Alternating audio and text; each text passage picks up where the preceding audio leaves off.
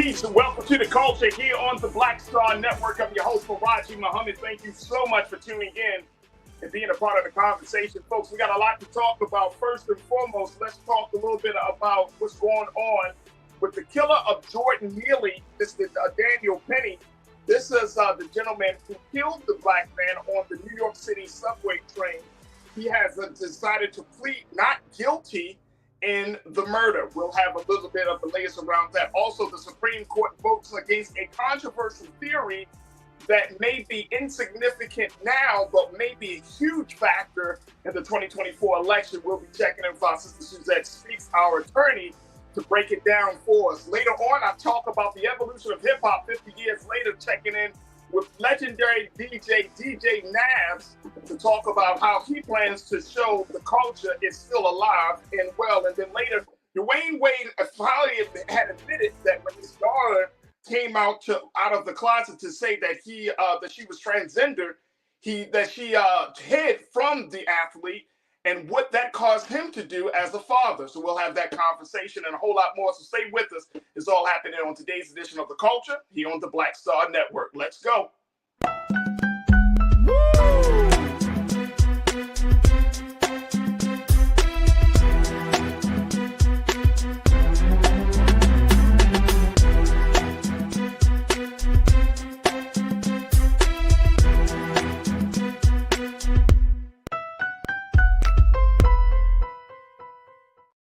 All right, folks, welcome to The Culture here on the Black Star Network. I'm your host, Farajii Muhammad. Thank you so much for tuning in and being a part of the conversation. Folks, we got a lot to talk about, so let's jump right in. And, of course, it's Wednesday. I'm going to be joined in a few moments by my sister, Suzette Speaks, host of Suzette Speaks on the program on YouTube. And also, she is an attorney out of Florida to share her insight and break some things down for us. But today, folks, we got a lot to talk about. First and foremost, I want to talk about what's going on in the case of Jordan Neely. This is the black man who was killed while being in the chokehold on the New York City subway by a former Marine veteran by the name of Daniel Penny. Mr. Penny decided to, as he was charged in the death of the homeless black man, Jordan Neely, he decided to plead not guilty to charges of second-degree manslaughter and criminally negligent homicide during a court appearance. Here's the latest. Check it out from CNN.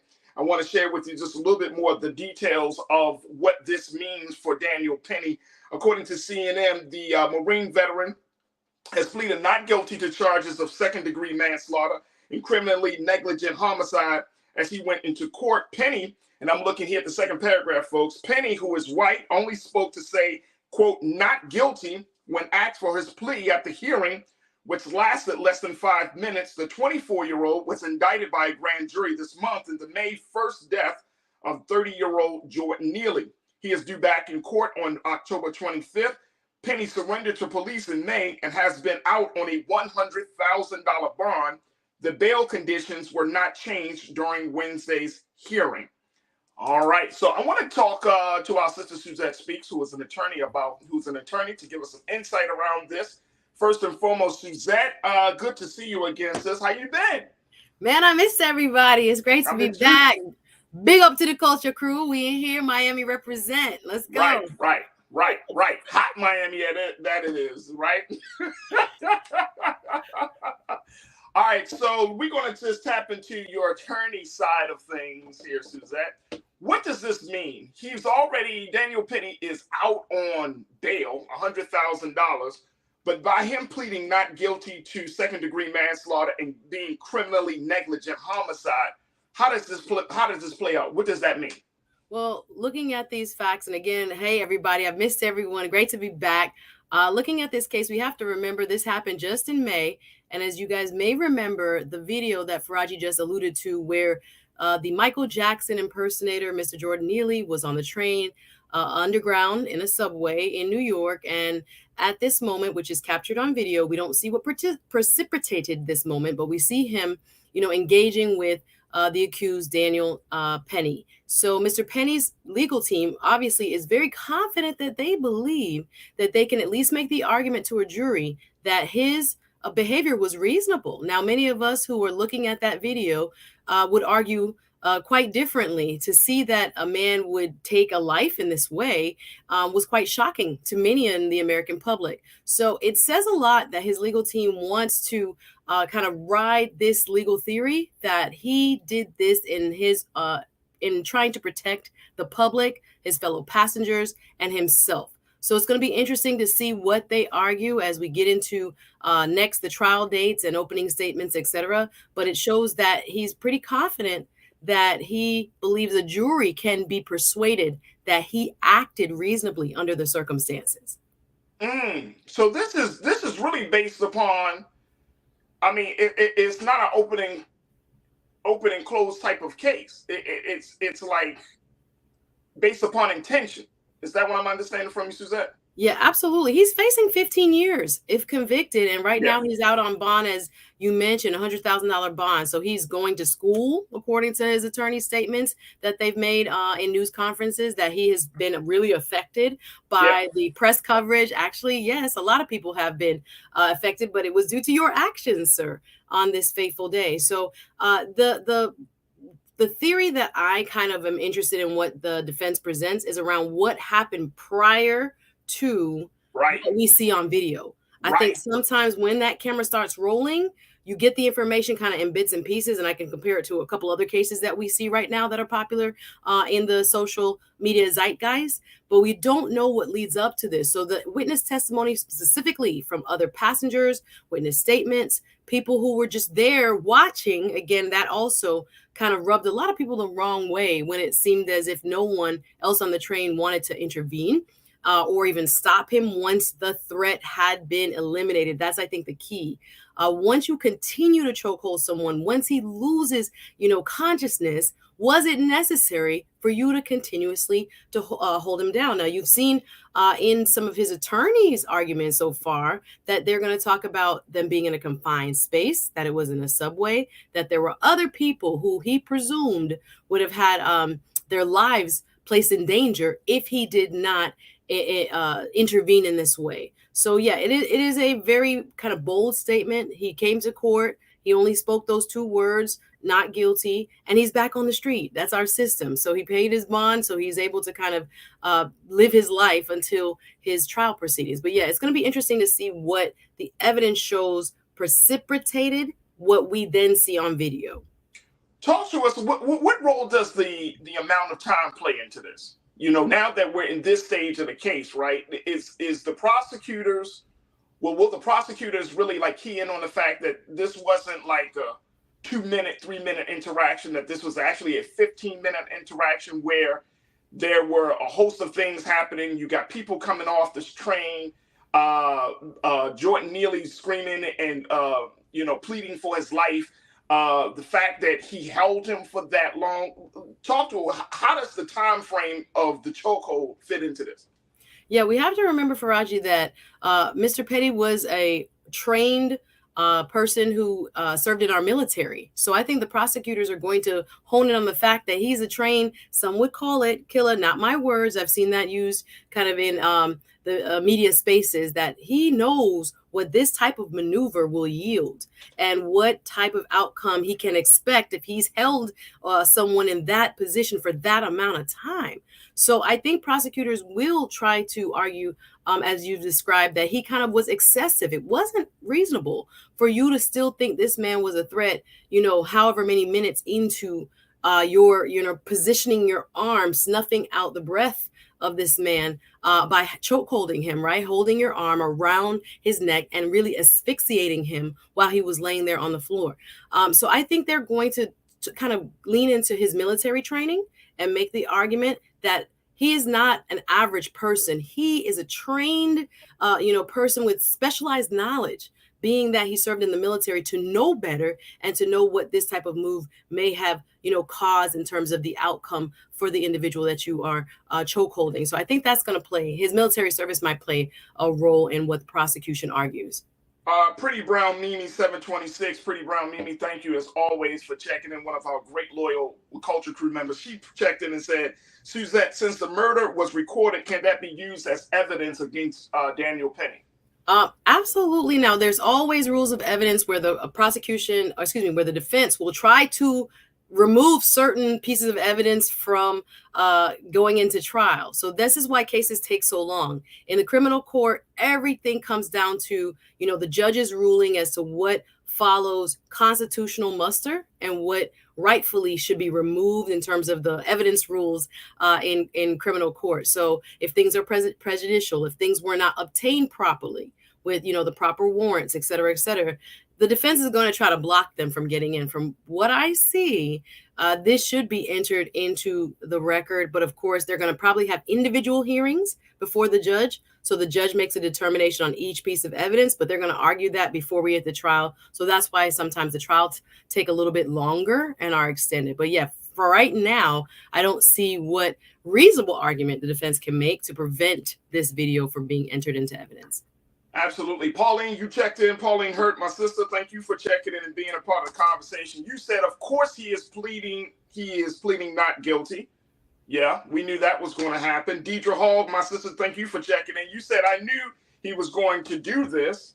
And Real Brooklyn, you got a controversial take on this. You said, dude stepped up and did what was supposed to be done. There's there are too many criminals walking around causing people harm and nothing is being done about it. Sorry, can't agree on sending Penny to jail.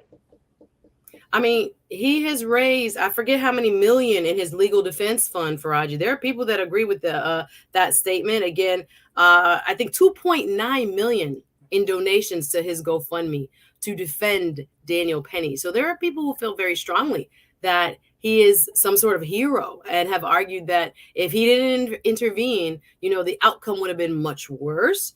Right. We're going to see once we hear witness testimony, other statements that were taken like closer to the time of the incident, from those who were in the train and what his autopsy said, et cetera, we're going to see both sides kind of be presented. But I hear what you're saying, sir. There are $2.9 million that express similar sentiment as what you've just shared.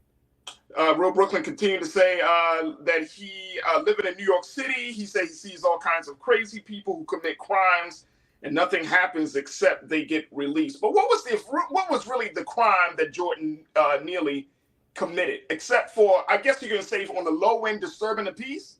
And having mental health issues and not being... Is that a crime? It's not a crime, excuse me. I'm saying that would be what initiated and precipitated what took place. Right, but disturbing the peace, though, is a misdemeanor, though, right? It's not. Yeah, it definitely, I think the average person looking at what we saw in the video would not suggest that anything about what we saw on the video justifying the type of reaction that would lead to death. Again, disturbing the peace should not be a death sentence, if in fact that's what precipitated before what we saw on video.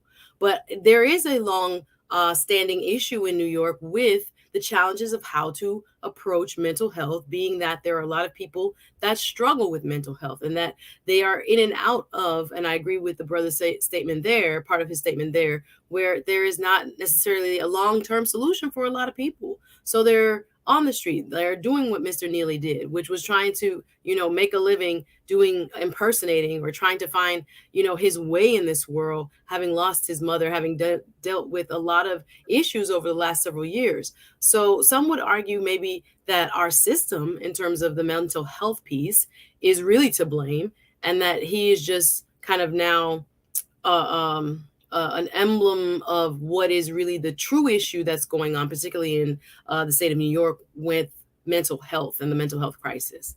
Absolutely. So we're going to have to see how this thing plays out. He's got to go back to court, obviously. Yeah. But this is still, as I thought, like I said, when I first saw this video, and I'm sure maybe you didn't see it because maybe you didn't think this because you know all of the intricacies of the law. But it seemed like it was an open shut case. You know what I mean? It's like, oh, okay, yeah. He kind of overreacted to the point that this caused this man's death. But now, it just makes you even sad that you get to this point, and there is a very real possibility that this man will not be charged for murder, not be convicted, or not be convicted. Excuse me, right? Mm-hmm. That he will not be convicted for murder, and that is absolutely insane to me. I cannot wrap my mind around that, Suzette. It's just, I don't know I don't know how to even process that. I hear you. I hear you. We operate under the presumption of innocence in our courts. So it is up to the prosecution to do their job, and hopefully they will. And again, he'll get a fair hearing just like anybody else. But if the evidence shows, that he should have acted in a different manner, that he overstepped his bounds as a citizen and took another man's life unjustifiably, we'll see. But it's going to have to play out in the court of law. Absolutely. Folks, we got to take a quick pause. When we come forward, let's shift gears here. Let's talk about the latest decision coming out of the Supreme Court, where they have decided to reject a controversial legal theory that played a huge part in the 2020 election and might be even more significant in the 2024 election. We'll talk about that. Stay with us. The Culture is coming right back at you here on the Black Star Network.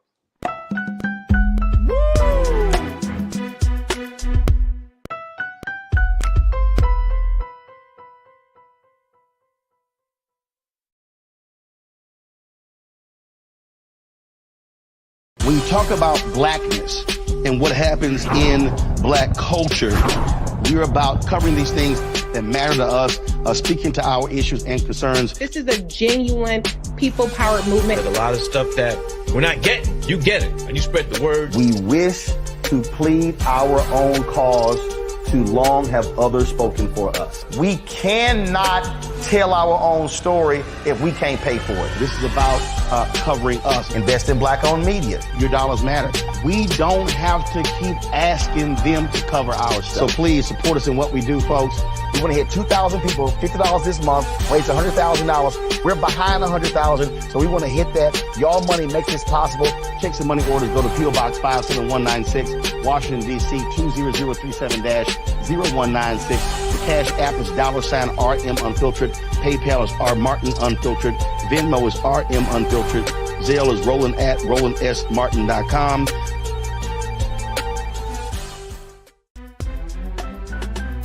I'm Farajii Muhammad, live from LA.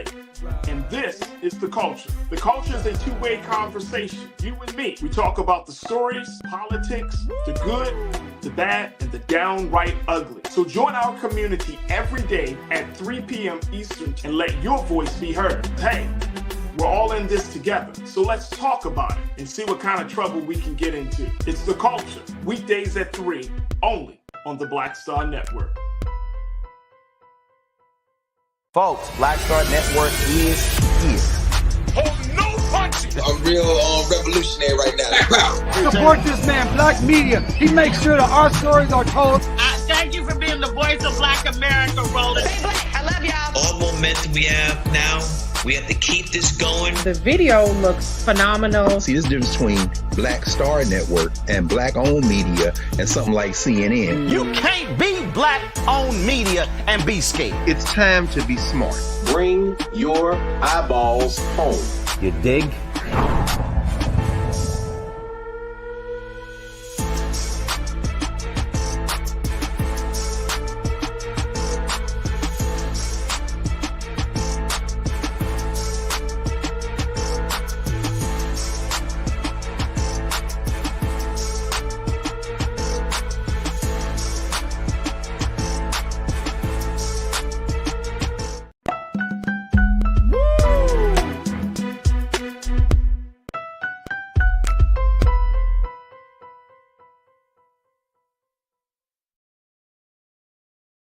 All right, folks, welcome back to the show. The next conversation that we should be having, that we're going to have, is about a little theory that was sort of kind of like played in the background for the 2020 election, but now is right on the forefront of the Supreme Court, where they have rejected a controversial legal theory called the independent state legislature theory. And this is a theory, folks, that would give partisan state lawmakers nearly unchecked powers over U.S. elections. This is a part of the overall guidelines for how courts in the states handle U.S. elections. This was a theory that Trump and his supporters used to try to undermine the 2020 elections. So now the Supreme Court, and they have done a lot of controversial decision making, but it seems like they're finally getting to the core of what happened for the 2020 elections to try to prevent that from happening in the 2024 election with rejecting this legal theory. Take a look at this this breakdown. This is coming from CNN, because this theory came up in a case about North Carolina redistricting. Take a look at this, folks. In the case about North Carolina redistricting, the Supreme Court ruled that state courts and other state entities can review laws passed by state legislators setting rules for federal elections. The court's majority, which is a coalition of 3 conservative with the 3 justice liberal bloc, rejected the GOP-backed theory that elected politicians have unreviewable authority to set election rules. One of the reasons Republicans might want to shift power to state legislatures is because their party has a structural advantage on the forefront. Republicans currently control the legislature in 4 states that Joe Biden carried in 2020, Georgia, Arizona, Wisconsin, and New Hampshire, and they control 2 additional state houses in the background states of North Carolina and Florida. All right, let me check back in with my sister Suzette Speaks, who is an attorney, to get her take on this, because Suzette, I personally never heard of the independent state legislature theory. This apparently is one of those small things that has a big, significant impact. So was the Supreme Court right on this decision? Did they have to reject it? This was a win for democracy. If I could stand up and cheer for the Supreme Court of the United States, y'all, I would. They have restored some semblance. There we go. Thank you very much. There we go. From the bottom of my heart, I was like, oh my goodness. Even though this is a very conservative court with a lot of appointees by former President Trump, we saw, I think, the right decision. And if people haven't heard of this, this has been kind of around, Farajii, since the 2000 election. If you remember back, Bush v. Gore, this has been a struggle for power. And I believe it's a reflection of the changing demographic of our country. And those are our brothers and sisters in the Republican Party. Yes, I will call them brothers and sisters, although this is like a top right-wing brass of them, have tried to develop what some are calling like a legal theory, but I think that gives it too much credence. It's this idea that the state legislatures of each of the states would have the ultimate authority to govern state election law. Now, why would they think that? There is a clause in the United States Constitution that does in Article 1 talk about the state legislatures have the right to determine how elections are conducted and how to elect senators and House of Representative members. So the Republicans on the conservative side of this issue, who developed this theory since 2000, have been saying, well, it's clear as day in the Constitution. And that's what we saw with the 3 justices in their dissent argue that as what they call strict constructionists, people who believe the Constitution as written should be taken at its bold-faced word, believe that because it says so, this is what we should be doing. On the other hand, what the majority argued and what the majority opinion states is that, unfortunately, or fortunately for those of us who believe in democracy, this theory, this idea that state legislatures would be the end-all, be-all based on that clause is not holding, because we've always had this idea of judicial review. Since a case back in the 1800s called Marbury versus Madison, for those of us who have been through law school, that was one of the first cases we learned about, that the legislature's actions are given to us by the Constitution. They are not an independent body that all of a sudden has more power than the Constitution itself. So even though those actions are granted there, we have always maintained since its very inception the idea that there are courts that can interpret the behavior of legislatures and lawmaking as their duty in terms of whether they pass constitutional muster, whether they are under state law or under constitutional U.S. constitutional law, meeting the standard that they should. So our Supreme Court justices in a 6-3 decision have decided that there is no superseding power in state legislatures to create voting laws, right? They are subject to state Supreme Courts and judicial review. So that changes the game for anybody who may be running in this in the 2024 election on this idea of the big lie. This changes the game. Will it do Would it make a significant impact on those who still try to run under the Trump banner, or is this something that some candidates may be able to navigate and avoid depending on the states that they represent? This will have significant impact, Farajii. So we've seen, based on the last election when Trump espoused, that he had actually won when he did, and he tried to create, state electors, fake electors to go to the U.S. Congress with votes of who they claim that they would represent in terms of the ones that he created. Yeah. Basically, this is the wonderful outcome from this ruling, is that it kind of sets the bar from 2024.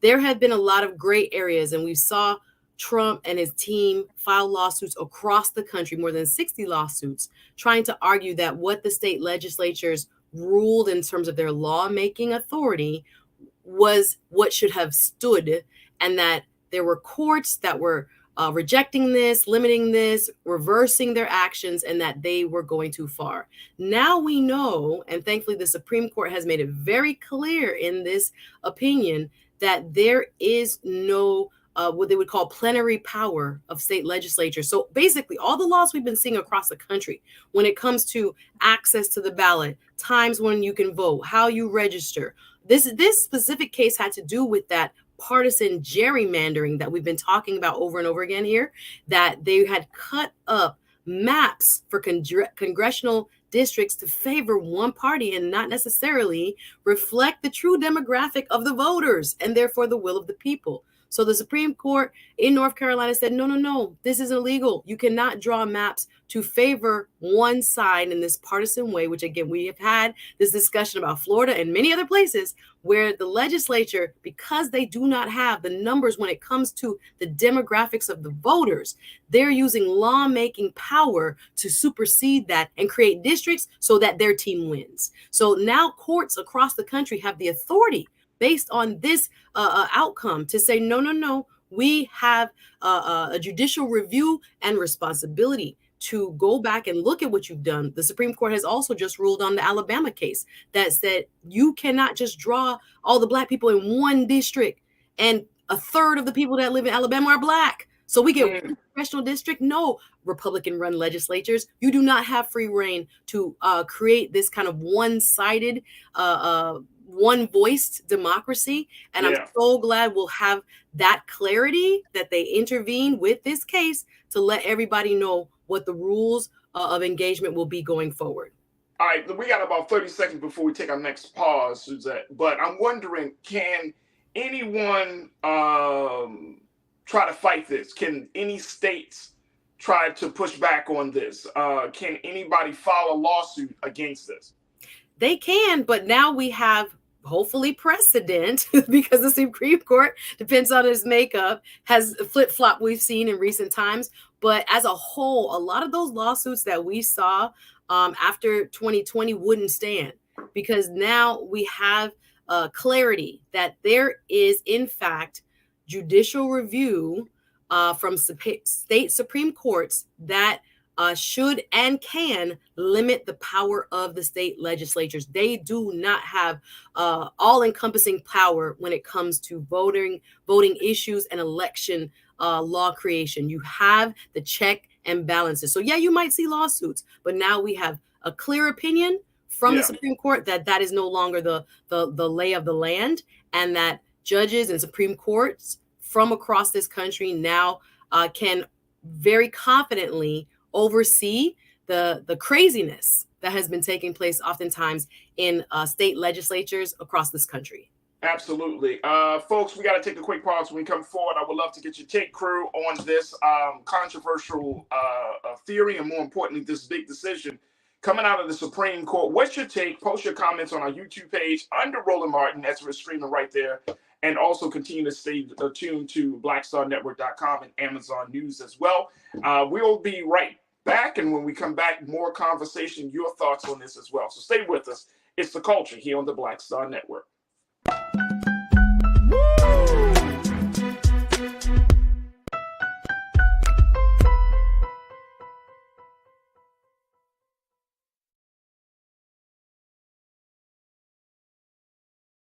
Hatred on the streets, a horrific scene, a white nationalist rally that descended into deadly violence.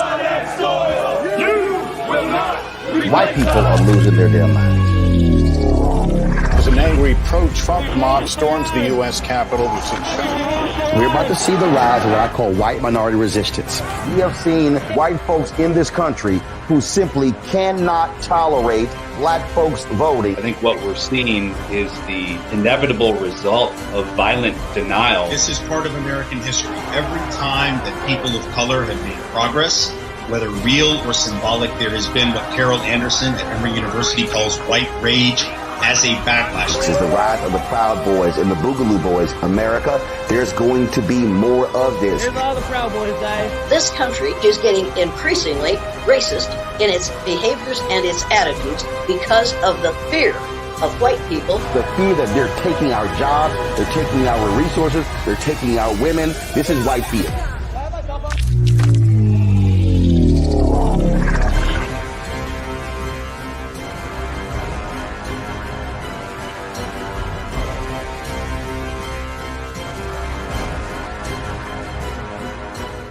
Black Star Network is here. Oh, no punch! I'm real revolutionary right now. Thank you for being the voice of Black America. All momentum we have now, we have to keep this going. The video looks phenomenal. See, this difference between Black Star Network and black-owned media and something like CNN. You can't be black-owned media and be scared. It's time to be smart. Bring your eyeballs home. You dig?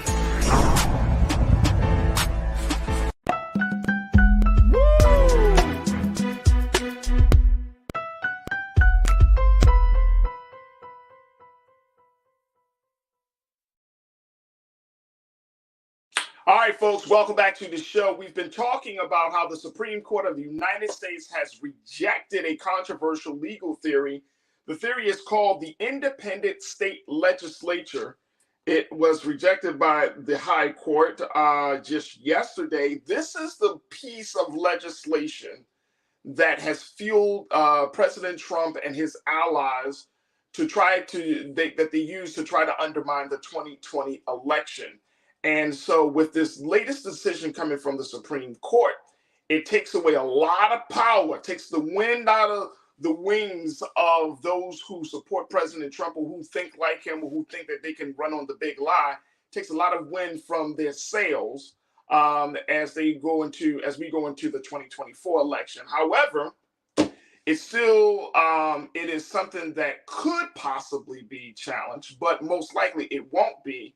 But this, folks, is another example of voter suppression. Let me go back to my sister Suzette Speaks as we talk about this. And I think this is the best way to look at it, voter suppression. Here's the part about this, Suzette. So many of us, and I'm talking about us as constituents, us as citizens of this country, us, however you want to categorize us.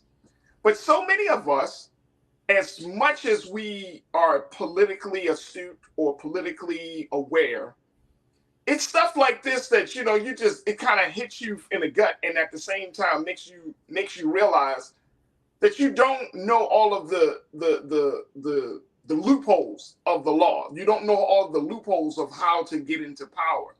And many of us, we've been conditioned to believe it's only about the vote, not knowing that behind the scenes that the powers that be and those who want to be even greater power, it's not even about the vote. They're using the documents that have already been and the laws that have already been put on the books as a way, and they weaponize it to try to back their agenda. And this is a level of political warfare that we as the constituents and citizens, we aren't skilled in waging, because we just don't know about these little things. You know, when we have these conversations, people are like, oh, no, just vote. Just, you know, if black people vote, we will get further along. And it's like, I mean, we can vote, but there are loopholes. There are ways that we can get around the vote and people still can get into power, and people are asking the question, well, how did that happen? Because of stuff like this. Well, I understand what you're saying, and I would kind of offer that the reason they're doing all of this is to diminish the vote. Because if the vote was allowed to take place, we would be moving in a different direction in our country. But so see, that's what I'm saying, they can't win. They can win in suits. This is like a Gestapo. This is like, I hear what you're saying. This is the setup where you are going through, what should I say, very, very skillful avenues of trying to change the rules of the game so that you win and you continue to win, and that your opponent has no chance of being elected, fairly. So I would argue that the root cause of what they're doing is so that they can diminish the vote. So I hear what you're saying, and I'm not saying that we don't need other foot soldiers. That's why we need people to go to law school. We need people on the front lines in every which way to help combat this type of, I would say, sinister. I guess what you're saying is like, why is it allowed? Again, we have to pay attention. And I think running for office is another component of what you're describing. But the whole reason why they're doing this is because if they allowed people to, vote freely and fairly, they wouldn't win. So I hear what you're saying, but I think that's kind of where this all kind of stems from, which is controlling the outcomes. Yeah. And I totally agree with the point you just made about that this still leads to diminishing the power of the vote. But this is a big step in. I mean, if the Supreme Court did not make this decision, we could have potentially been in the same place that we saw in 2020 come 2024. You feel what I'm saying? Absolutely. But it's just the fact that we don't know. Like the average American, quote unquote, however y'all describe, whoever's in that category, the average American doesn't study law and politics. Mm-mm. You see what I'm saying? Mm-hmm. So we have only certain individuals like yourself and others. There are groups of lawyers, there are a group of politicians, but that number is so small compared to, of course, the number of people in this country. So we don't know. Right. And I'm thinking to myself, like, okay, we can go and do what we can do as constituents, but I still feel like the wool has been pulled over my eyes, Suzette, just a tad bit, because people are like, we've been always conditioned to believe that this is a quote unquote a fair system. Real Brooklyn, I think you brought it up, bro. You said that this is what happens to, let me make sure I say this correctly, because you said as long as we still have an electoral college system, what progression are we really seeing here? You see what I'm saying? Like, there are still elements of our voting system and our governmental system that makes us believe that we got power, but then you see little loopholes like this little legal theory, and Trump is able to like completely just blow up the whole system in the sense of removing, diminishing the faith that people have in the system. People are questioning the system, right? And so it's not just about the vote. It's about the fact that we don't know. We've been conditioned to believe it's just one thing, but we really don't know all of the ins and outs of the system well enough to really wage a real war against those who want to be in power. I hope I'm making sense on this. No, you do. I'm just of the leaning that one, for me, cannot stand outside of a system and change it. That's me. So I understand very well that our population as a whole, Black people and beyond, are not really taught civics and the understanding of what we are supposedly, in control of versus not in control of, and how we can affect change. And again, this audience here on the Roland Martin Black Star Network is I think, skewed towards people who care, people who pay attention, people who read independently of the mainstream media, people who understand there's more than meets the eye. I get what you're saying totally. Yeah, but I do think I don't see how one affects change by saying, all right, I don't think this is a fair system. Let me withdraw myself from that system because it's crooked. There are reasons why the richest people in our country, when they make money, what they do, they invest in a politician. They put their money into the political game, or they run themselves, because this is the U.S. System. It all goes back to politics. So if we're on the outside of that, mad at it, it's just we still lose is what I'm saying, because rules are still going to change. People still going to get their way. So we're fighting against that. I understand what you're saying, that kind of Goliath of a system that is not built for the little person, that people with, again, the money alone in politics skews it all the time to people who can influence the, congressional leaders, et cetera, et cetera. So I hear what you're saying. It's not completely a level playing field, but I still don't understand how we would make progress without participating in it in some way, shape, or form. I don't mind us participating, but we do need to become knowledgeable. 100%. Right? Yes. We do need to become knowledgeable. Let me go to some of the crew members. Corinna, my sister, you checked in. You know Corinna, right? Hey, Corinna, Denise. Corinna said a couple of things. She said, it's about studying the system, understanding it so we can change it, vote, peace crew. But then she also said this. She said, I push back on we have been conditioned. It's also our responsibility to learn and raise questions instead of just running away with the conditioning. I agree. And to Suzette's point, for those of you, if you tune into any show on this platform, you already, you know what I'm saying? Like, you're way more advanced than the average voter. Yes. Right. But for those of us who have checked out, who have decided that they're going to just go along to get along. For those of us who don't question, right? And look, can you really get mad at anybody who has been conditioned to not think outside of the box when that has been drilled into our head about politics, right? And then if we do have out of the box conversations about politics and political power, the arsenal on how to achieve that power is so limited. It's not like, hey, I think one of our crew members said we need more black lawyers. Okay, but that's not drilled. That's not the drilling part. The drilling part is y'all need to go out and vote, or y'all need to put up a black candidate, or y'all need.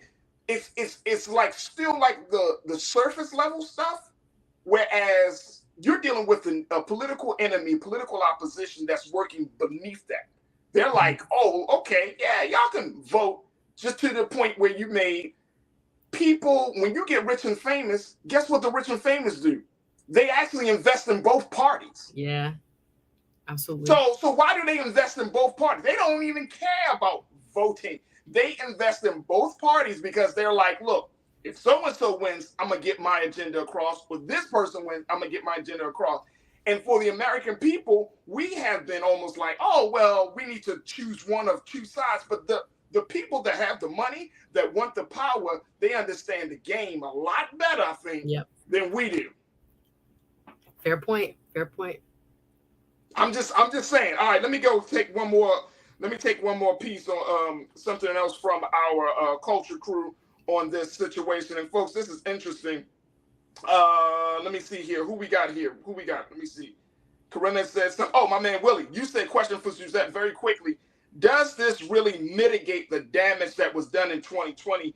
Gerrymandering have Republicans the House. In North Carolina, the new Supreme Court allowed the map after the old court said no. And to Willie's point, thank you, Willie.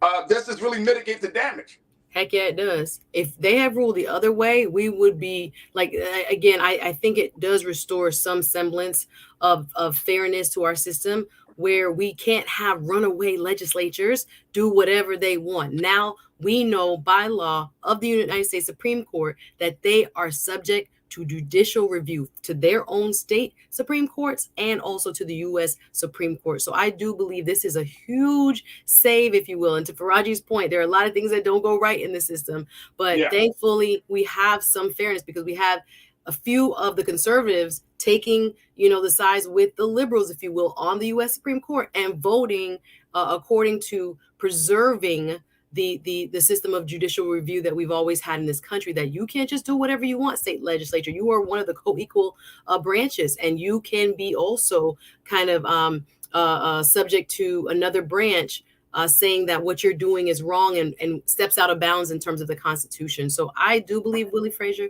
this is going to help, not hurt, voting rights efforts going forward, and kind of help mitigate some of the foolishness that's been going on in state legislatures around the country.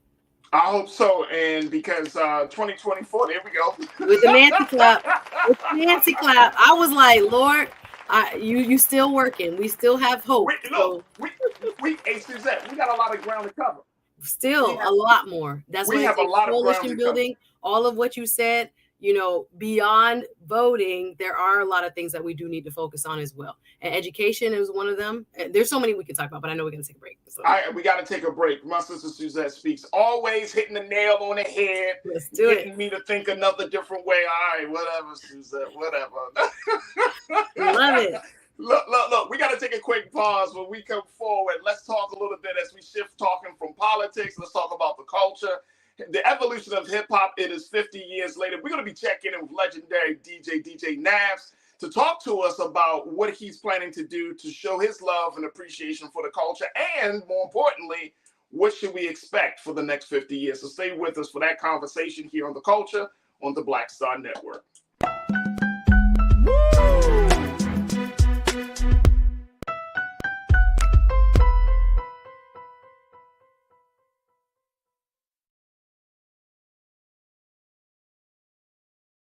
Folks, Black Star Network is here.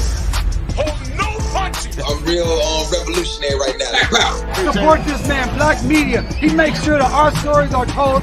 Thank you for being the voice of Black America, Roland. Hey, Black, I love y'all. All momentum we have now, we have to keep this going. The video looks phenomenal. See, this difference between Black Star Network and black-owned media and something like CNN. You can't be black-owned media and be scared. It's time to be smart. Bring your eyeballs home.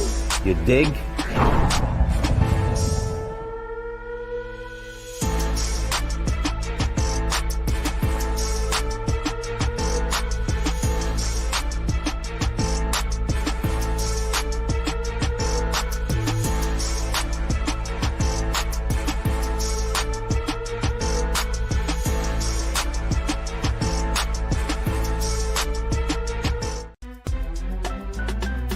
I'm Farajii Muhammad, live from LA.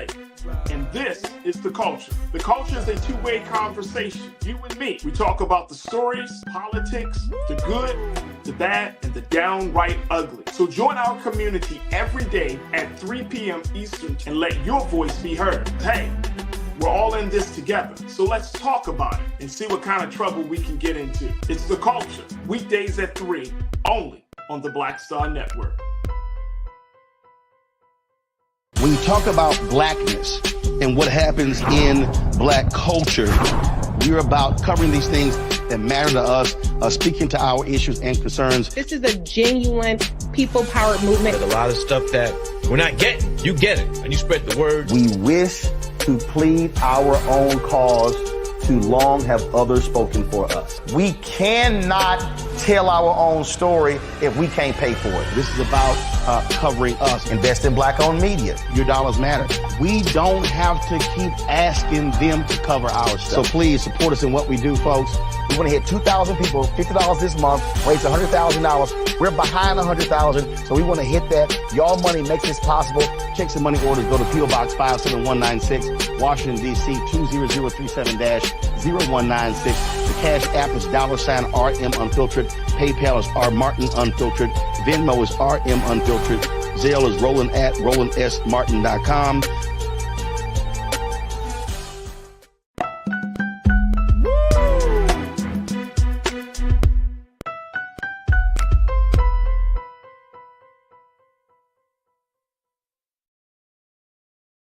All right, folks, welcome back to the show. Welcome to The Culture here on the Black Star Network. I'm your host, Farajii Muhammad, and getting ready to jump into our second hour right now. And folks, if you missed the first hour, make sure you are part of Team Replay, as my sister Suzette Speaks often talks about, where you can check out the first two conversations, dynamic discussions about what's going on within the culture. Make sure y'all check us out on blackstarnetwork.com and, of course, on Amazon News. And we're streaming right now live on YouTube, where you could join us on the conversation. Just look under Roland Martin on YouTube and then click the link for The Culture, and you can jump right in and be a part of the Culture crew. All right, folks, now it's time for us to show our love and reverence for the culture that really is setting the foundation of this whole discussion, this whole show which is hip hop culture. And of course, folks, this year marks 50 years of hip hop.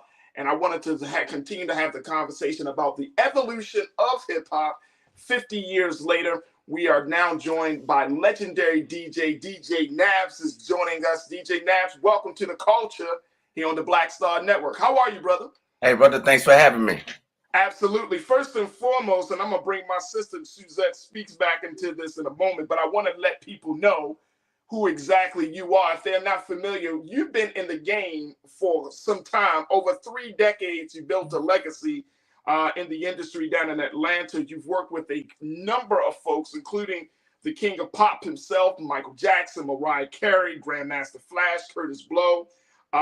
You were on Atlanta local station WVEE down there, former president of Columbia Records Black Music Division. They hired you as the DJ and music director for the rap duo Criss Cross that came out of Atlanta. And I mean, you've just been all around, but one of the big notables is that you hosted a show back in 1996 called In the Lab with DJ Nabs with your then co-host / intern, Ludacris. Yeah, it's been a long career. You've been around, brother. First and foremost, thank you for their work in the industry, your work for the culture, brother. We truly, truly appreciate it. Talk to us a little bit about what this 50 years of hip hop and celebrating hip hop means to you, Nabs. It's interesting because in some ways it's not exactly what I expected. I don't know what I expected.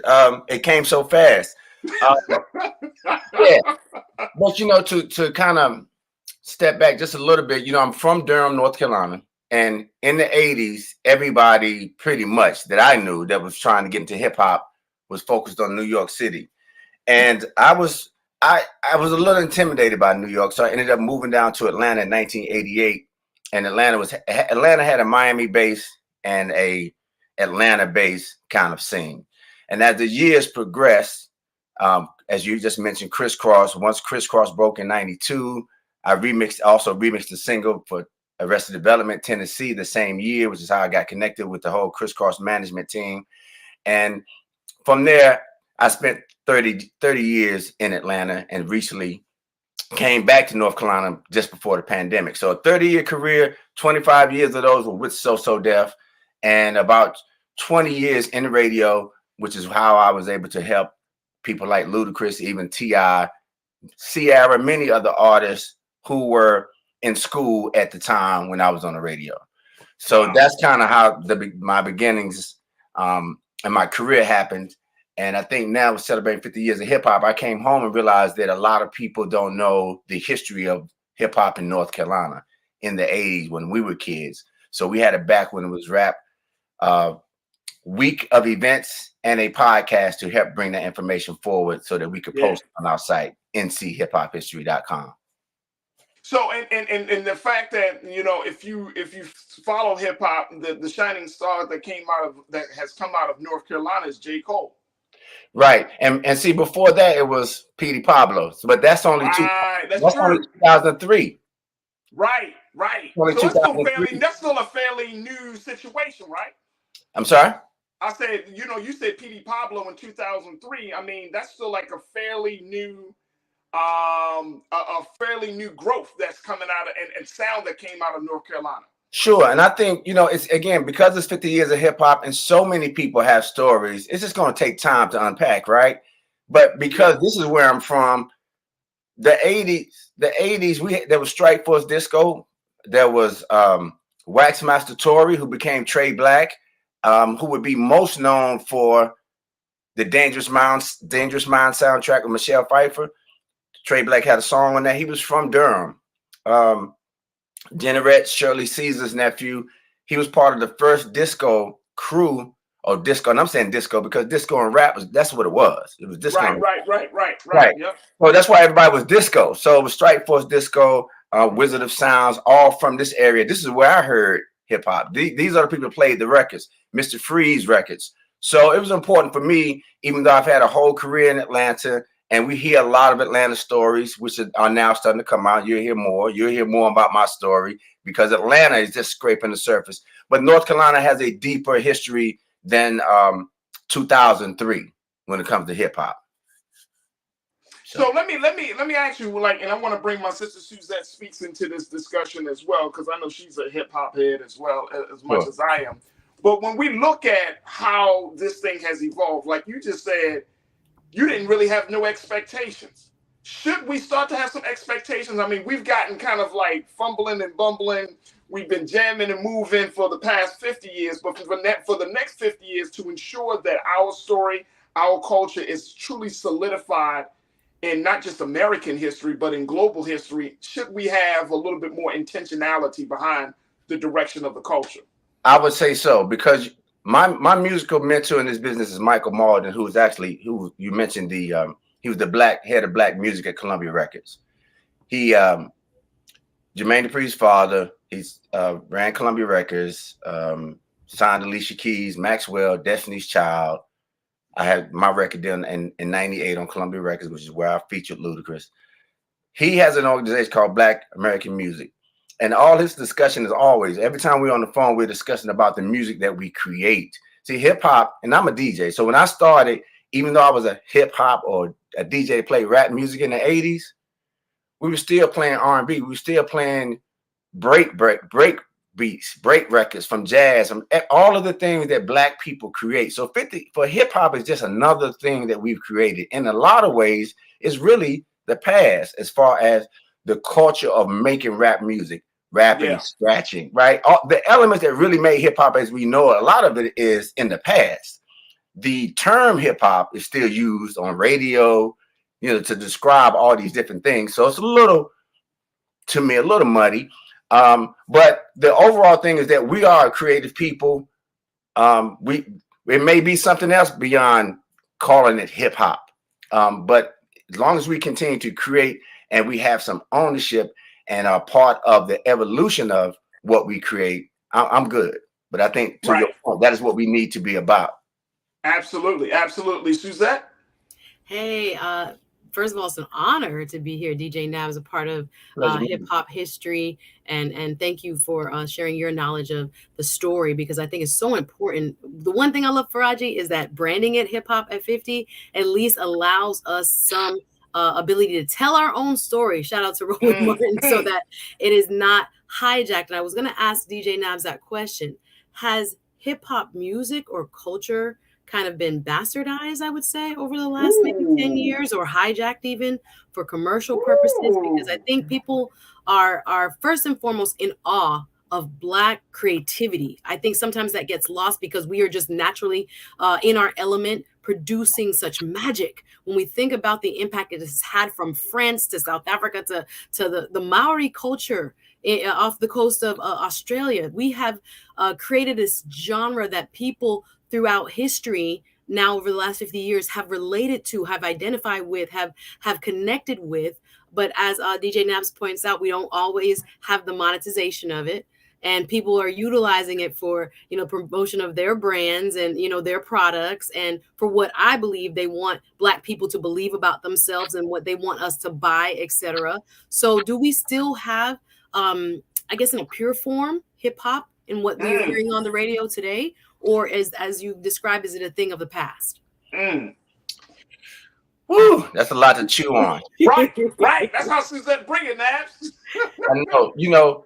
First of all, there's so many different small pockets of areas that I can speak on. I'll just kind of focus a little bit on the DJing and the education part of the technological side of DJing and the education part that I see. What I see now is, let me take it back to the way we heard DJs interact with the MC. For the most part, came from records, unless you were part of that early hip hop scene in New York and you really were there with the Funky 4 plus One More and the Cold Crush and those guys, late 70s. But we experienced it through listening to DJs scratch and mix and produce and sample. That's how we heard it. So I would relate it to the jazz era sense of the creativity. Now, when I look up today, hip hop is being, or DJing, let me stay on that, DJing, mixing and scratching is being taught and sold to the world by everybody except the pioneers. The pioneers are still here. The DJs, the Flashes, the Mixmaster Ice, Rest in peace to Jam Master Jay, and many others who created mixing and scratching styles on record. And now I think there's not much acknowledgement and there's not much opportunity for the pioneers to benefit from what they've created. If that makes sense. Yeah, that makes a lot of sense. That's and you know what that comes down to, Nabs? Nobody's getting paid. Like the pioneers aren't getting paid. They're not getting their just due. They're not getting the credit, right? And then you have generations that are listening to the music, and essentially they're thinking, oh, this sound comes from this artist, when in fact that wasn't the case. So you know what I'm saying? Like you said, like we talked about North Carolina, for example. People are like, oh yeah, J. Cole put North Carolina on the map. And you'd be like, North Carolina, come on, stand up. Take your shirt off. You know what I'm saying? Right. You know, same thing with the Atlanta scene. You know, I loved hip hop, man. I fell in love with the Atlanta scene, music scene, when Outkast dropped their first album. And then once Outkast came out, bro, Nabs, I was done. I was like All Atlanta, Cool Breeze, and the Dungeon Family, Goody Mob, the whole nine. It was like, whoa, boy, this got something to say. Better than the East Coast. No, that was a big movement. That was huge. I don't think people give Outkast enough credit, but Outkast just like cracked it open in a big, big way. But it's a lot for us to think about. Folks, look, we got to take a quick pause. When we come forward, Nabs, I want to get your take. I want to get Suzette's take on some of the recent criticism about hip hop. Bow Wow said some things at the BET Awards around the issue. And we're also going to talk about how LL Cool J and Ice-T is planning to do their part to preserve some of the memorabilia of hip hop culture. So folks, we still got a lot to talk to with legendary producer DJ Nab here on The Culture. So stay with us. It's The Culture here on the Black Star Network.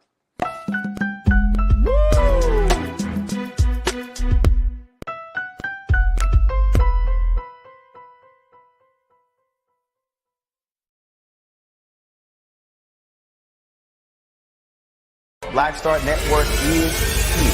Oh, no punch! I'm real revolutionary right now. Thank you for being the voice of Black America. All momentum we have now, we have to keep this going. The video looks phenomenal. See, this difference between Black Star Network and black-owned media and something like CNN. You can't be black-owned media and be scared. It's time to be smart. Bring your eyeballs home. You dig?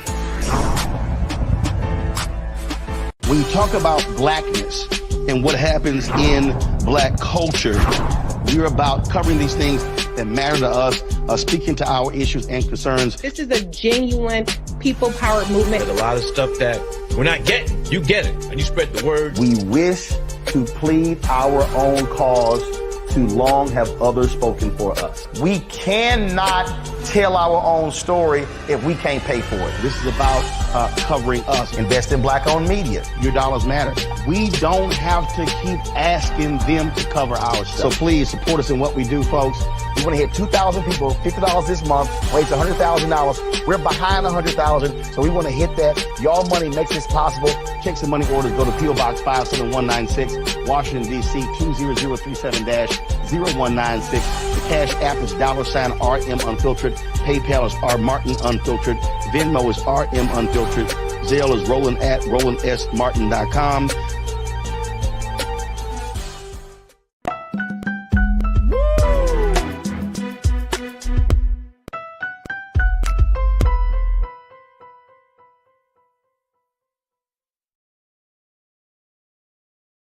All right, folks, welcome back to The Culture here on the Black Star Network.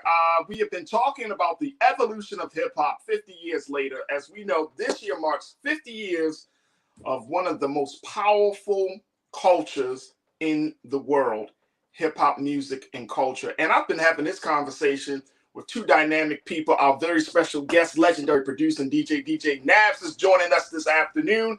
And, of course, we're also joined by my sister, Suzette Speaks, as she representing Florida. Let's go. Where they do that thing in a very special and different way and adding to the culture in a very, very big way. But Nabs, I want to get your take on this because, and Keenan, I don't know if we can play, let me know if we can play this little video, but there are people that are criticizing hip hop, saying that right now, Nabs, that the culture and everything is just sounding the same. And I wanted to get your take on this. Let me know, Keenan, when we can get this. If we can get, I want to get Bow Wow into this because he said something on the red carpet at this year's BET Awards, where he said that essentially everything is sounding the same. Keenan, let me know when if we can play this. But what's your take on that, Naps? I mean, you're a producer, you're a DJ, you hear it, you know that there's the ebb and flow of this sound. What's your take on that? It sounds the same. Does it sound the same, y'all? Does it not sound the same? You know, let me just say this. You know, when it comes to music, I know that everybody has an opinion, but it's like nobody wants to say the unpopular thing, and our music is not positive as it was. We know this to be a fact. We know for a fact that as a people, nobody say hip hop saved us. Did it save us? What's really different? See, my mom, I remember not explaining hip hop to my mom, but more or less letting my mom know I wanted to be a DJ, and of course she had to let me. Otherwise, I would have never been one. That was 1984. You know, I'm 13. It's 84, and so we watch hip hop become all these great things. And my mom, it's still the same thing. It's still prayer. It's still the same. It's the same basic thing. So I think hip hop's got a place in this world, but it's not here to save us. And I think also that it is just like anything else that's brought into this world. It will and can and has been exploited by those who don't care about it. So let me ask you if you care about it, go ahead. I wanted to get your take though. Huh? Isn't the purpose of our music? Wasn't the purpose or the intent of our music? And Suzette, I'd love to get your take on this. Is to go mainstream, to be able for the most amount of people to hear our sound, our story, to feel our rhythm. Isn't that the purpose? You asking me? Yeah, Nance, I'm asking you first. Yeah, for sure, for sure. But it's the same old issue. We don't control the mainstream, and it's mostly expression. Well, let me just not, because it's different for different people. If people go into the music business and if they want to make money, and then you'll make money and you'll chase money based on popularity. That is everybody's choice. But really, music is expression, and I found that what made hip hop work, because I was there, was the fight and the struggle that we had. So if you could get good on the turntables, if you could produce a good beat, if you could rap, it was another avenue to make it an entertainment. Before, when I was in school, again, as a kid, before hip hop was established, that was not an option. I played saxophone. I was a music major. I joined the military playing sax because at the time, it wasn't a sure shot. I would even find a way to be Run DMC. I mean, Jam Master Jay with Run DMC, but I did. That opportunity came with Criss Cross. I became Criss Cross's DJ, recorded songs with Criss Cross, toured with Criss Cross, the whole nine. So we got in there, and then the business over time. Now I think we're being fed a lot of material that's not good for our community. I think the music is not necessarily good. It does sound the same because, again, as you said, it's being marketed, it's working, so they keep pushing it on us. But we're not, and I wish I was an executive that could tell you, oh man, tell you the behind the scenes about how many Black executives are in play and how many are not right now. But that's got a lot to do with it because we don't have any moral say on the music that's being delivered to our communities. Suzanne, no go ahead. I'm sorry. Go ahead, Naps. Oh, no, I was just saying no moral say. That's all. I'm sorry. No, it's good, bro. It's good. Suzette, what's your take on that? Well, I couldn't agree more with DJ Nabs because I think the popularity came about in its early forms in terms of why this music took, I'm talking about a stranglehold of American suburban culture, is that it spoke truth and that what we talked about was so real and so raw and was the impetus for a different version of the American story to be told out loud with unadulterated truth. now when I hear music, and I know we'll go to the clip from Bow Wow, I'm not sure what truth is being told. I believe the earlier hip hop, and now this could be a old head versus young head, conversation, but it was timeless and it was universal. The themes that were talked about, the stories that were shared, if you put it on the radio right now, it's still a bop. But what we're hearing now is, I think, I don't want to call it mind control, because, I like a little, thug love, every now and then with my music when I work out. When when you're even entering court, I need to have a little, hey, let's go. You might be my tomorrow. I'll put it on, right?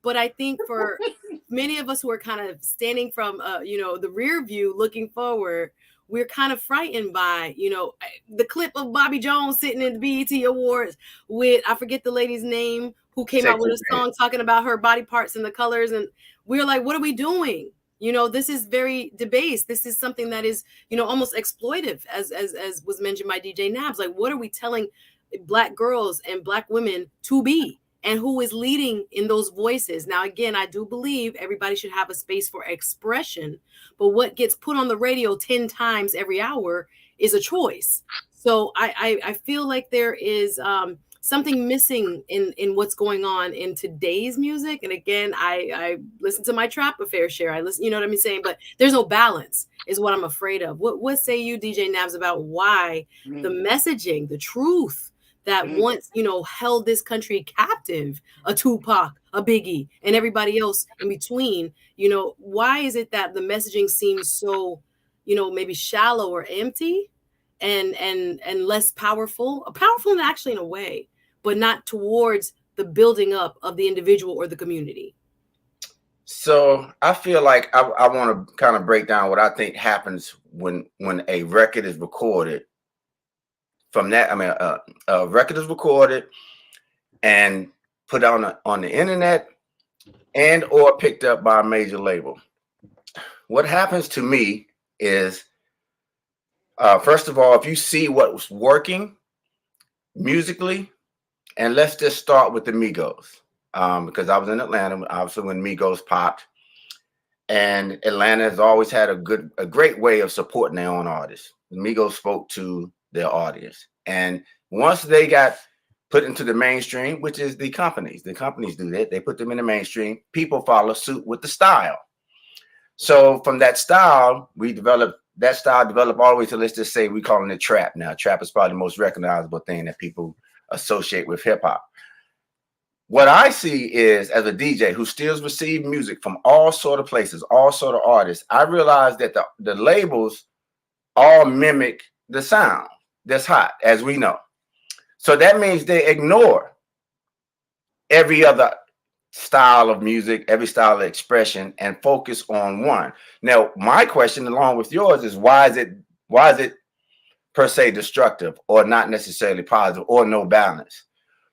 Well, the record companies do all the businesses with all the radio stations, the hip hop radio stations across the country. Now, mind you, Atlanta didn't get a hip hop radio station until '95. Okay, so once you got the radio stations in place, you have the labels in place. They're doing business. Now they're doing the festivals and the shows. So they will put Sexy Red, who you mentioned, who's the young artist you mentioned on BET, where they showed it with Bobby Jones. They take those artists and they give them the budget and the promotion.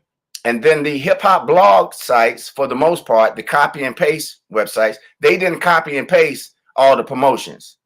So the balance is way lost, because there's no competing with the artists that the major labels support, that the radio stations support, because they're doing business with the record companies, and then the festivals, and they're doing business. So it's hard for us to hear anything outside in our community outside of what these companies are pushing upon us. And I'm receiving the records, and I know there's tons more records than what the radio stations are playing. And the people at the stations are keeping their jobs. And that's all this is. It becomes like this business model and not a cultural phenomenon. That's all it is. And listen, I've been in hip hop so long, even when you talk about, let's go to Atlanta, we talk about Crisscross with Jump. Tag Team with Whoop, there it is. TLC with their project when they came. This is all before Outkast. So Crisscross, Arrested Development, Tennessee, whoop, there it is. Let's say TLC. A few years still all before Crisscross. And these records, there was no rap station in Atlanta. We still didn't have a rap station till 3 years later. This is when Outkast came and the Dungeon Family. There was a station in Atlanta to play those guys. That's why Rico Wade and those guys saw success, because we had a radio station in Atlanta that we could play the local artists. That's all it was, because that's what Outkast still was, even though they were on LaFace, which was an R&B label. So LaFace was not even hip hop at all, but they still launched Outkast, and we had a station to support it. So without a signal, radio station or otherwise, to support and create and help with the balance, we are being force-fed what the labels determine we should be playing to the kids on the radio. Right. Look, I got to take another quick pause. When we come forward, Nabs, if you could stay on just for a couple of minutes more, because I would love to kind of, continue to pick your brain as we're talking about the evolution of the culture. Folks, it is DJ Nabs joining us, special guest. We got my sister Suzette Speaks. And, of course, I want to hear from you. Join us in the conversation as we're streaming live on YouTube. Just go into Roland Martin. Post your thoughts and to be a part of the discussion as we talk about the evolution of hip-hop 50 years later, right here on The Culture, on the Black Star Network. We'll be right back.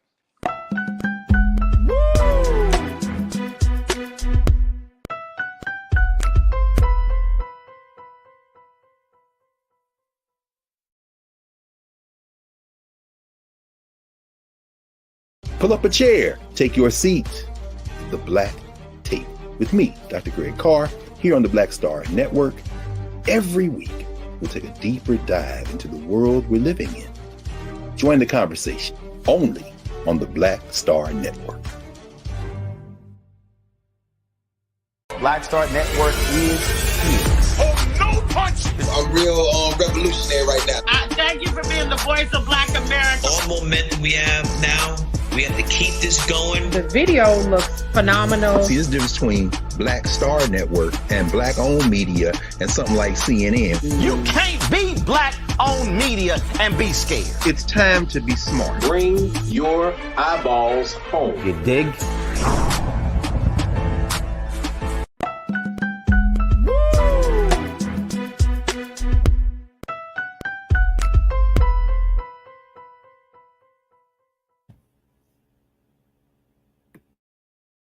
All right, folks, welcome back to The Culture here on the Black Star Network. We've been talking about the evolution of the culture, hip-hop culture 50 years later, joined by a very special guest, DJ Nabs, out of North Carolina, who has been a part of the game for over 30 years, has been doing great work in the music industry for So Def Records, being the DJ for Crisscross, working with major artists both in Atlanta and across the country, and talking about where we are with this culture. Also joined by my sister Suzette Speaks, who is a hip-hop head, an attorney, and she probably was like a backup dancer or something. Don't tell it off right. But I did start a couple of dance groups in college, though. Hey, it was the thing. It was so everybody was dancing. Nabs probably went around the country and just met a whole bunch of oh, you dance too? Oh, okay. My first concert in life was Outkast, and I remember it clearly while in college. It was amazing, like life-changing. It was so amazing. Wow. It was. Me and Andre 3000 was here. I mean, see, y'all went in the South. Hey, Nabs, I'm from the East Coast. I'm from Baltimore. So the big sound when hip-hop, when I was coming into my understanding and consciousness of hip-hop in Baltimore, back in the 80s and the 90s, it was like Biggie and Jay. But even before then, we were rocking Crisscross. We were definitely rocking Crisscross hard. We was De La Soul, Tribe Called Quest, and many more. It was like that New York influence, right? Sure. And people didn't think that the South, as my man Outkast from Andre, he said, y'all don't think that the South got something to say. Exactly. And it blew up. It was amazing. It was huge. It was always East Coast, West Coast, and then all of a sudden the Dirty just came on the scene. Then everybody was on it. But here's the thing, though. And I want to make sure I get a couple of because our culture crew has been checking in now. People have been talking about this. Willie Frazier, you said, so did Nabs produce that first Dirty South mixtape? Did you do that, Nabs? What's the dirty? I did a Dirty South mixtape, but which mixtape are they speaking of? All right, Willie, talk to us. Which mixtape? Because there's so many of them that came out of there. And I appreciate you, Willie. Tiana, you said, I like Kendrick Lamar, but everything else can kick rocks. So here's the thing I think about the conversation that we have about real hip-hop versus everybody's like, I don't know what this crap is. I feel like, Nabs, that it sets up more division within the culture versus the fact that, like, you came from a space where you came from the South, but you have an appreciation for all of Black music, right? Even though you may not, quote unquote, agree with it, but there's a place for it. That's my understanding of how this culture is moving, bro. Like I may not necessarily agree with trap music, and I love Migos and I listen to the trap music, right? I may not always agree with it, but the culture is big. It's all of us, right? So that is some person's reality of trap music, right? That we need to embrace that part. So, I mean, am I off beat here when I say that you know what, we should just embrace all of hip hop instead of getting into this kind of like factions and sets, and everybody's like, no, this is real, this is fake, this is bullshit, and this is right. I mean, are we doing ourselves a disservice to the culture? Right. I think I'm not putting in it like myself. I'm a DJ. Like, I'm sitting here with vinyl, I got the real. No computers around here. Let's go. Let's go. Music is all around me. So that's why I put hip hop in its place. When I started spending, at least if you spun in the 80s, even in the 90s, you were still spending plenty of R&B. Half of Kid Capri's legendary DJ sets were break beats of all styles of music. So hip hop became what it was because it sampled everything. So by default, hip hop is everything. When you start to say, let's go specifically to trap music. Trap music is a drum machine programmed genre. And there's samples in it, but it's mostly rolling 808, which is still 80s drum machine sounds. As a DJ, that's all it is. We just put it there. The lyrics are the thing. The lyrics and what's being marketed to our people is the issue. It's not really the music. Right. Future, as Rico Wade says, is third generation Dungeon family. Kendrick Lamar, his association with Dr. Dre all the way to now, everything makes sense. It makes sense musically. I love Future's music. What he's talking about, drugs, this, that, whatever those things may be, even as he grows and gets older. See, listen, as a 54-year-old man, which is what I am, Sukiyani and Sexy Red, I understand and Glorilla, I understand that you're using 3-6 Mafia beat. I understand you using this sound and that sound. It's a record, but it does not mean I'm going to relate nor want to hear 1,000 times on the radio about eating behind or this and that. So, and you're not going to make me. You're not going to make me like it because I have all of this other music everywhere of all sorts. Buying music because I'm a DJ, it's my life. So I can take the best of it and wish for the best. It doesn't make it, I don't think, decisive to dislike something. The only reason we making it a debate because it's popular music that's being promoted and money's behind it. If the money wasn't behind it and the promotion wasn't in our face, we wouldn't be discussing the Sexy Red record. We really wouldn't. Right. We say, oh, did you hear that record that somebody played? But no, because it's in our face every day, then we discuss it, and really records, a lot of records come and go anyway. Right. It's like marketing. May I Yes, ask they come and go, but the impression upon our children and upon our community, and I think like how we're looked at, because all of the elements of hip hop they don't need us for it anymore. They know how to rap, they know how to DJ, they know how to break dance, they know how to do everything. They don't need it from us anymore, and they're not waiting on us to hear a Glorilla record or trap record for the rest of the world to know what to do. They already know how to rap in their language. It's only us. It's a reflection of us, and that's the issue because the balance is not right. Absolutely. I want to go back to that point you made about the executives. in our original part of the conversation when I said being intentional with this movement, do we need to start to say we need more Black executives in the music industry so that way that our people can get better messages? Is that a way to deal with how, the way to kind of reconcile some people's uneasiness with the culture? Do we need to have Black faces in the room at the table? I think just like everything else, if we don't have it, we won't have representation. And the conversation is not really talked about. A lot of executives, period, in the music business went to the streaming services. So they're at YouTube, they're at Spotify. They're not just at what we know as Def Jam Records and Death Row and all of these things, right? They're in the streaming world 1000% and probably beyond. And who are the Black executives? Do we know? Do we know how many we used to have? Do we know how many we have now? Right? All we know are the artists. And we got to keep in mind, artists are just artists for the most part. Most of them are simply artists. And that's not a disrespect because it's their music that we love. But that does not mean they are controlling anything that's going on in the community. So what about when we hear the voices of everybody seems like when you become an artist, you automatically get into become an entrepreneur. You're opening your own record company, right? I'm thinking of Rick Ross. I'm thinking of Jay-Z.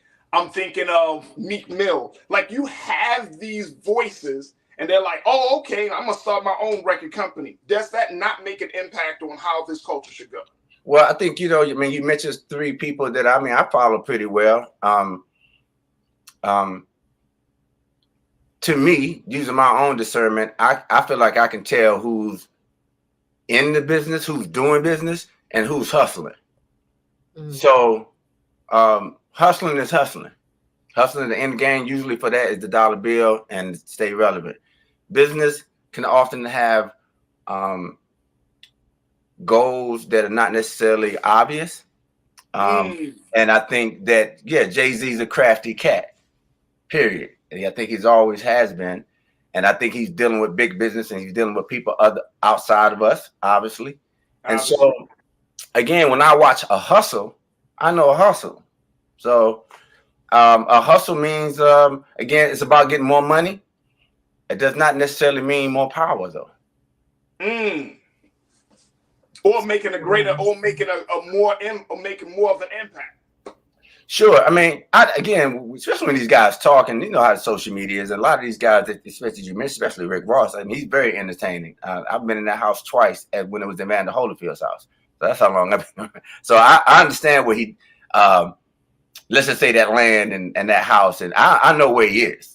Jermaine lived across the street from that area. Chris Kelly lived in the subdivision next to where Rick Ross. So I think it's interesting that Rick Ross is even in Atlanta. He's doing all these businesses since we're bringing them up. But again, let me back up too. I did a remix to Trick Daddy's In the Wind for his album, and I met Rick Ross back then before the beard. So I've seen him come a long way. Oh, yeah. You got to understand, I've been about a long time. I know we got to take a break and you probably have to go. I want to know, are Black people still heading up hip hop culture?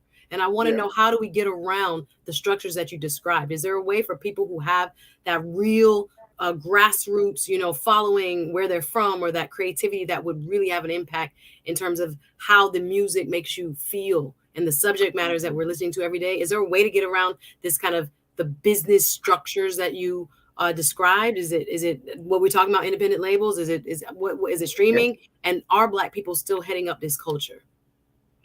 That's now we're doing a break. We got to do a break. I think we got to do breaks for Farajii. Poor Maddie. Yeah, we can. But he can do it because I don't want to keep him too long. So can you put that answer in like a 30-second soundbite?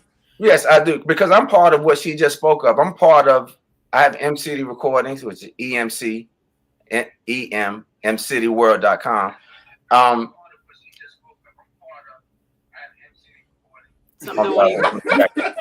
Something background. Sorry. But what I'm saying is yes, the beautiful part about the internet and everything we can do now in these day and time is you can put your own music out. You do not have to. The major route, it's not like you got a choice. The major route got to choose you, and you have to be willing to do what that is. I had a major record deal, 1998. It was amazing. It was great. It was brief, and because I'm still a musician, because I'm still a producer, I produce. I use the internet. I use everything I can. And I'm in radio, and I understand the limitations of radio. But there's no limitation to getting it to the people. Okay. That is. DJ Nabs, man, it has been a true honor, true privilege, a true blessing. How can people stay up to date with the work that you're doing as you're taking this culture forward and some of the activities you're going to be doing around this 50-year celebration? So it's two websites. The one I mentioned before, mcityworld.com, emcity, CITY world.com, and then nchhiphophistory.com, which is just the website we're developing to preserve the history of hip hop in Carolina, where I'm from. There it is right there. DJ Nabs, legendary producer, DJ. I mean, he's just been doing a phenomenal work all in the industry, and more importantly for the culture. DJ Nabs, you are always welcome, brother, on this platform. I appreciate y'all. Please keep us up to date on anything that you're working on. But I thank you so much for the extra time you spent with us today here on the culture. My pleasure. Thank you both. A pleasure was ours. Absolutely. Absolutely. Folks, we got to take another quick pause. When we come forward, let's talk a little bit about Dwayne Wade and more. Stay with us. It's the culture here on the Black Star Network.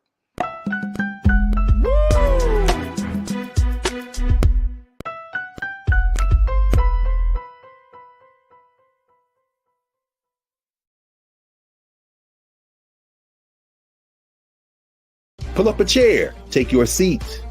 The Black Tape with me, Dr. Greg Carr, here on the Black Star Network. Every week, we'll take a deeper dive into the world we're living in. Join the conversation only on the Black Star Network. I'm Farajii Muhammad, live from LA. And this is The Culture. The Culture is a two-way conversation. You and me. We talk about the stories, politics, the good, the bad, and the downright ugly. So join our community every day at 3 p.m. Eastern and let your voice be heard. Hey, we're all in this together. So let's talk about it and see what kind of trouble we can get into. It's The Culture, weekdays at 3, only on the Black Star Network.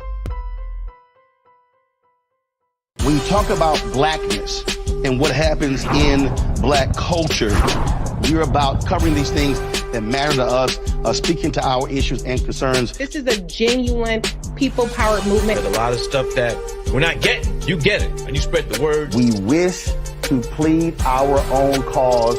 Too long have others spoken for us. We cannot tell our own story if we can't pay for it. This is about covering us. Invest in black-owned media. Your dollars matter.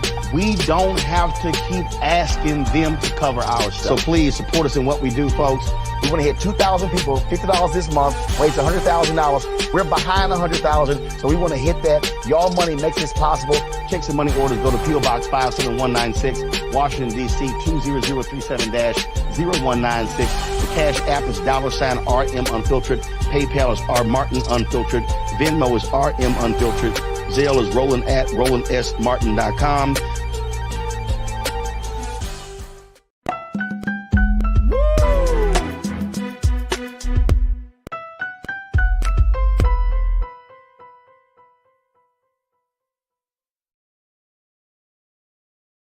All right, folks, welcome back to the show. For our final conversation, I want to bring my sister Suzette back into the frame here. Let's talk a little bit about Dwayne Wade, who had a recent interview. And it seems like the Wades are always in the news, Suzette. I can't. They PR machine be working, though. They know how to stay relevant, bro. All right. So a couple of things. I think that the last time, and I think that you and I had this conversation where Gabrielle Union talked about sharing expenses, going 50-50 on the expenses. Dwayne Wade, that was a couple of weeks ago. Everybody was like, oh my gosh, that's crazy. Gabrielle Union, she crazy, blah, blah, blah. But Dwayne Wade came out, and a couple of days after she made that statement and explained the context for that. And one of the things that he said was, and this wasn't even what I wanted to talk about, but I just wanted to be clear. Mm-hmm. He said was that him and Gabrielle were having an argument. And in the middle of the argument, he said, this is my house. I pay for this. And Gabby said, never again. I'm finna go half on this from not going. What you said, brother? Oh, okay. So guess what? They said that they had the argument. And Dwayne Wade said that was when we were living in Miami. When they moved to Los Angeles, she said, no, Negro, I'm paying for half. Because you will never say to me, this is your house. Yeah. People still got a problem with it. Some people still disagree. Some people, I mean, it's their household. Let them do what works for them. I mean. But I think you needed to say that because that gives a lot more context to the situation. But here's something he recently revealed in another conversation when he was talking about the landmark moment when his daughter Zaya came out to him as transgender. He talked about the fact that he was not prepared for that conversation, and more importantly, that Zaya, his daughter, actually hid from him when she was going to make that announcement about who she was. And so I wanted to share this very quickly because I think this speaks to the challenges of parenting in 2023. Hey, take a look at this, folks. This is coming from NBC News when Dwayne Wade was talking about his daughter Zaya. He said, quote, when asked about that landmark moment that Zaya came out to him as transgender, Dwayne Wade said he was prepared for years for his child to come out in some fashion after she decided herself as gay on a school assignment at the age of 8. So he said, so I came home and I just remember my child being scared to talk to me, like hiding in my wife's arms in a chair. He said, I think I'm this dad that's like, hey, come and tell me anything. I'm a cool dad. And he said, and it was fear in my child's face to tell me. And so I had to check myself. I had to go look myself in the mirror and ask myself, why was my child scared to tell me something about herself? And a lot of work as parents and as people, what we do is we put our fears and everything on our kids. And I guess I was doing that. So I had to go look myself in the mirror and ask myself, what is it about my masculinity that has my child afraid? This is Dwayne Wade with his daughter Zaya. Is it Zaya or Zaya? Am I saying that correctly? I think it's Zaya Wade. Yeah, I think you're saying it right. Yeah, Zaya. So the reason I think this is kind of an interesting part of the discussion is because I think that, he caught a lot of flack. The Wade family has caught a lot of flack around this issue. They moved from Florida because they were afraid that for their daughter's life and being in that environment. But the big thing that I gleaned from this, Suzette, is in 2023, parenting is very, very different, very challenging. It is so hard. But the thing that I've learned early on, especially as a parent, regardless of what your children is, if you're a decent parent, you're going to accept your child for who they are. Now, unless they're completely, and I'm saying, of course, with some boundaries, right? If they're not like a mass murderer or something of that nature. But I think that when I read this, it just struck home because it's like, regardless of what your child grows up to be or who they may be right now, you're going to love them. I think as a decent parent, you're going to make an effort to love them. And it doesn't have to be because they came out as part of the LGBTQ community. It could be something very simple, like they may not go to the same school that you and your parents' parents and your parents' parents go to. They may not want to be associated with the same religion. It's about accepting your children for who they are, because essentially they are a different person. That's a different human being that you produce, but that they're going to have to find their own path in life. What's your take on this, Suzette? Well, not being a parent yet, praise be to God. Not being a parent yet. I don't want to speak too boldly because I know, like what you're saying is true, that it is a difficult road now, especially with such complex issues as the one that we've seen presented by the transition of Zaya Wade and the support that Dwayne Wade and Gabrielle Union have shown unconditionally for their daughter. Now, there are people that are going to take issue, Farajii, with the very premise that love means that you have to accept, right? There is, especially within the Black community, the context around, religion and whether God, quote, is okay with different forms of sexuality. I think that's like kind of the elephant in the room when we talk about this, when it concerns our community. So they're a powerful example. And again, some people are with it. Some people are very, very opposed to, you know, the Wade's, the way I've seen it voiced on social media is that that Zaya Wade is too young. I think that's the biggest, or one of the arguments I've seen of people who are pushing back against this level of acceptance and love. But I think, you know, Dwayne Wade and Gabrielle Union are doing an impeccable job of at least telling their story, and in an open way. Some people would say sometimes too open, because every other week they're in the news and sharing their business and keeping us kind of like, do we really need to know this? But this one particularly, I think, is a powerful example of a man who probably wasn't raised to think of their child within this type of realm of possibility. And to know that, you know, he was kind of moved by, what in the heck? My child is like running scared from me. And what does that say about me? What does that say about masculinity? What does it say about our relationship? And how he wanted it to be different. So I do think, for whatever people feel about whether, you know, there's an age piece there, I think transgender people are probably the least understood of the LGBTQ plus community. So there are a lot of questions and misinformation and misnomers about why people are transgendered and how that comes about. So I think it's a powerful example, especially as a Black couple, of them putting themselves out there. And again, they've received, you know, a lot of support as well. But there's just kind of this duality, especially in the Black community, of how not everybody is as accepting of a child who is going through this type of identity transition. And I'm grateful that they're at least talking about it, so that more people can at least chew on and have some different perspective from their own, you know, presented to them about how, you know, parenting can look for folks who are dealing with this type of issue. And very quickly, I mean, you have to. I mean, parenting. There's no guidebook, quote unquote. There's no manual to it. You don't know what type of person your child is going to be. I remember having a conversation just recently with my dad, talking to him about, you know, my son, and he was like, "Well, son, you need to." And I was like, "Pop, that's old school, man. Like, you can't just be like, if you don't listen, I'm gonna whip your ass."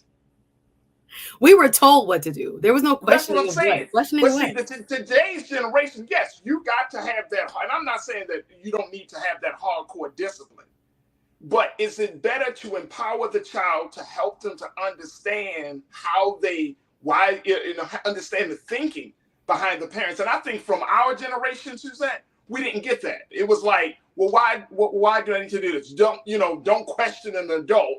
You know, you just listen. And I get that. Trust and believe. I get that. But I do think that part of the missing piece in that parenting model is the fact of helping me to understand your view as my parent. So that way I can truly internalize it. That way I don't have to be told.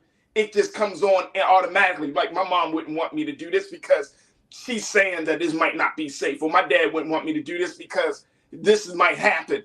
You want to set up, and I'm, again, this is just me, folks, but I would think you would want to set up in your child an internal monitor so that way they can regulate themselves.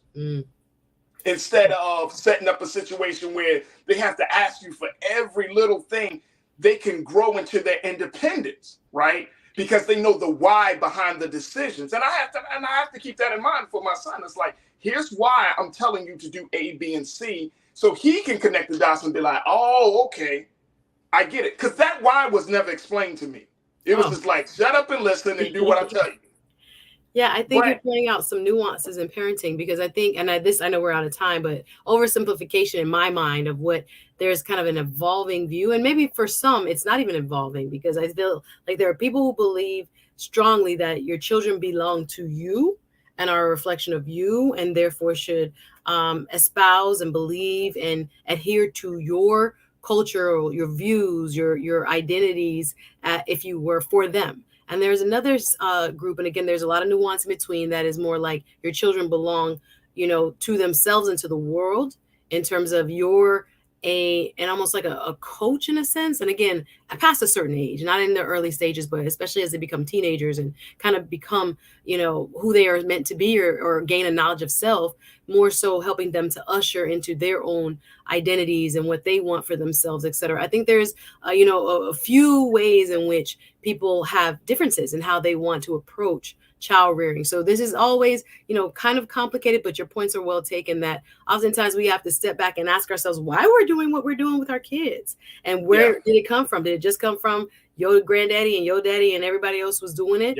And so this is the culture of how we raise kids, and is it good for us, and is it good for the child? We got to ask those questions. Big question. Suzette, always a pleasure to have you joining us on Wednesdays. I look forward to the conversations that we have. And so, and I even look forward to the debates, honestly. I'll be like, let me find out a way I can just get under Suzette's skin real quick. No, I love it. It's healthy discourse, which we need. We need to hear from one another, and the differences of opinion make it, you know, juicy, as well as it's a learning opportunity. So I appreciate that too, Farajii. Absolutely. Suzette Speaks. You can find her on YouTube. Make sure you subscribe to her channel. You go to her show. Check out her show. She has a dynamic show, wonderful guests, great topics. And you can also check her out, of course, here on Wednesdays, here on The Culture, here on the Black Star Network. Suzette, you're doing a hell of a job, and you're always good for the culture. So thank you again. Thank you for a wonderful conversation, everybody. I really enjoyed it. See y'all next week. Absolutely. All right, folks, that's going to do it for us. I thank each and every one of you for being a part of the discussion. Big shout out to my culture crew. Big shout out to our very special guest, DJ Navs, and, of course, to my team, Maddie, Keenan, Joel, and, of course, my control room. Folks, make sure you do your due diligence. Continue to support us here at Black Star Network. Go to our website today, blackstarnetwork.com. Download the app for free. Follow us on social media at Black Star Network on IG, Twitter, and Facebook. And while you're on social media, make sure you hit me up at The Real Farajii on IG and Farajii on Twitter. And I got a couple of more slots for you on Facebook at Farajii Muhammad. But thank you for your continued support. Stay tuned. Up next is Roland Martin Unfiltered at 6 p.m. Eastern Standard Time. As always, never be afraid to challenge what's wrong. Stand for what's right while being yourself in the process. God willing, we will talk tomorrow for another exciting edition of The Culture right here, exclusively here, only here on the Black Star Network. Talk to you soon. Peace.